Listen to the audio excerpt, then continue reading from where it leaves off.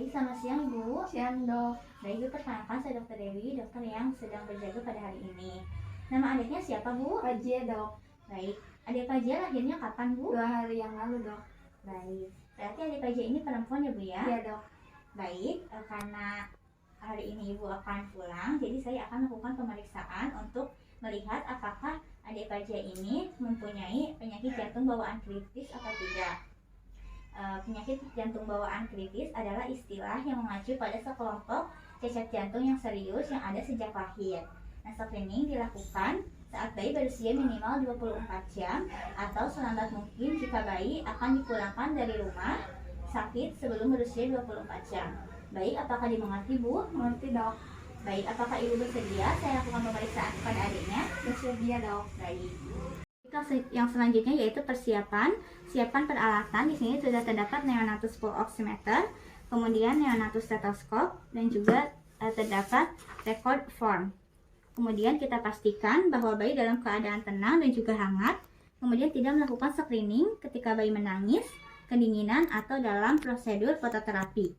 Selanjutnya yaitu pemeriksaan fisik. Lakukan pemeriksaan dengan hati-hati terhadap adanya sentral cyanosis yang ditandai dengan adanya kebiruan pada bibir, pada lidah, ataupun ujung jari. Kemudian lakukan pemeriksaan laju pernapasan normal jika 40 sampai dengan 60 napas per menit. Kemudian tachypnea didefinisikan sebagai frekuensi pernapasan yang lebih dari 60 kali per menit. Bradypnea adalah laju pernapasan kurang dari 40 napas per menit pada bayi baru lahir. Sedangkan apnea adalah penghentian napas selama minimal 20 detik. Kemudian kita palpasi arteri femoralis, nadi teraba normal atau berkurang. Denyut nadi yang berkurang di semua ekstremitas menunjukkan cardiac output yang buruk atau vasokonstriksi perifer. Denyut nadi femoralis yang tidak ada atau berkurang menunjukkan adanya ductal dependent cardiac lesion. Kemudian yang selanjutnya kita lakukan auskultasi pada daerah dada pada daerah jantung dengan lokasi yang benar, di mana untuk aorta ruang interkostal 2 kanan, kemudian untuk pulmonal ruang interkostal 2 kiri, kemudian trikuspid batas sternum kiri bawah ruang interkostal keempat, dan mitral pada midclavicular line ruang interkostal kelima. Kemudian kita identifikasi adanya murmur atau tidak. Kemudian kita perhatikan berat badan bayi, kemudian kenaikan berat badan bayi sekitar 200 sampai dengan 300 gram setiap minggu. Selanjutnya pemeriksaan menggunakan pulse oximetry. Pemeriksaan oximetry tidak dilakukan bersamaan dengan pemeriksaan tekanan darah. Pastikan kulit bayi kering dan juga bersih. Kemudian kita nyalakan pulse oximetry yang terhubung dengan sensor. Kemudian setelah itu kita letakkan fotodetektor pada telapak tangan kanan ataupun jari. Kemudian letakkan probe pemancar cahaya pada punggung tangan atau bantalan jari tegak lurus dengan fotodetektor. Kita letakkan.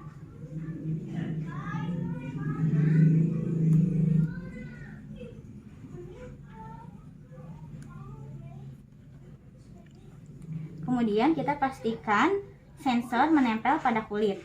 Setelah itu kita baca dan catat hasil pengukuran. Kemudian kita lakukan pemeriksaan yang sama pada kaki. Kita letakkan fotodetektor pada telapak kaki dan probe pemancar cahaya pada punggung kaki.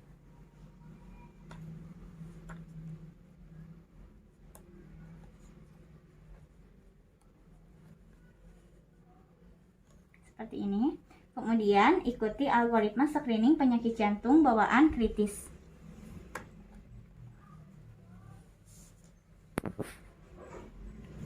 Algoritma screening jantung bawaan kritis menggunakan pulse oximetry.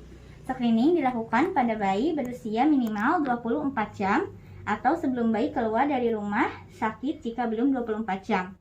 Kemudian setelah dilakukan pemeriksaan menggunakan pulse oximetry, lihat saturasi oksigen pada tangan kanan dan juga pada kaki.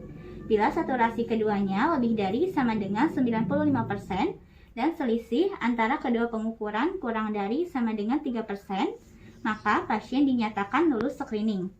Kemudian bila saturasi pada tangan kanan dan juga kaki kurang dari 90%, maka pasien dinyatakan tidak lulus screening, sehingga dokter perlu menyampaikan kepada orang tua dan merujuk pasien ke dokter jantung anak.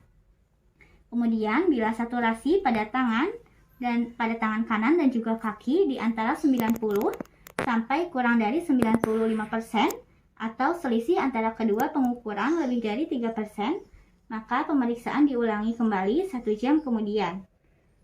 Kemudian, bila masih didapatkan hasil yang sama, maka screening diulang kembali 1 jam kemudian.